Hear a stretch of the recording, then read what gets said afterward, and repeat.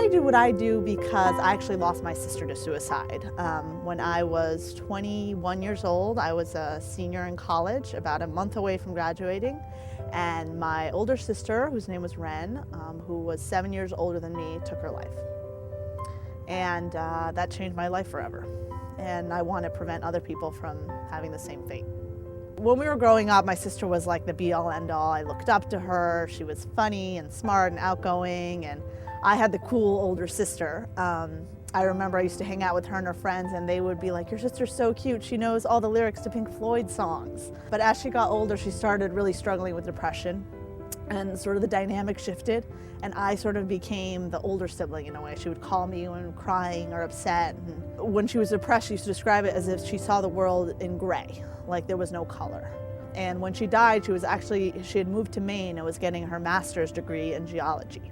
I had talked to her 2 days before. She said she had a test coming up, and she was gonna, after the test, maybe go out with some friends, and she'd call me afterwards. And I called her the next day to see how the test was, and I couldn't get through.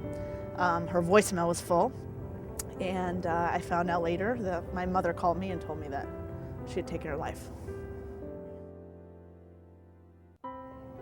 After she died, we got her last phone bill, and she had called me 7 times that day, and I wasn't home. I didn't think about it till recently that she had called me 7 times that day, and what I do now is recruit crisis centers to a network so that people can call any time of day and get help. And I often think that if my sister had known that number and been able to call and been able to be connected with someone who could have empathized and supported and listened to her, I think that she could have made it another day, and I think we could have gotten through it. And unfortunately, that's not what happened. I know what suicide does to families. I know what it did to my family. No one in my family was ever the same.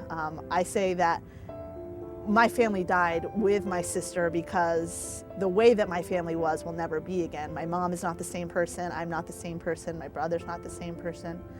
And I lost a sibling that I thought I was going to grow old with. I thought we were going to have a life and a future together, and suddenly she was gone.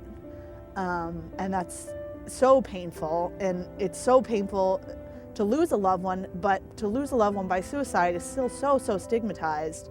It's really hard to cope with that tragedy. People don't want to talk about it. People turn away from you. People avoid you.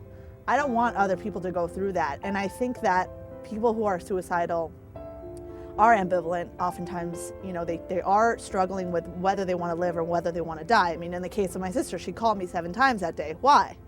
I think that she was struggling. She knew she needed help. Unfortunately, that side won out, the dying side. But I think that she did want to live. I think most suicidal people do, and I think we just need to help them through that.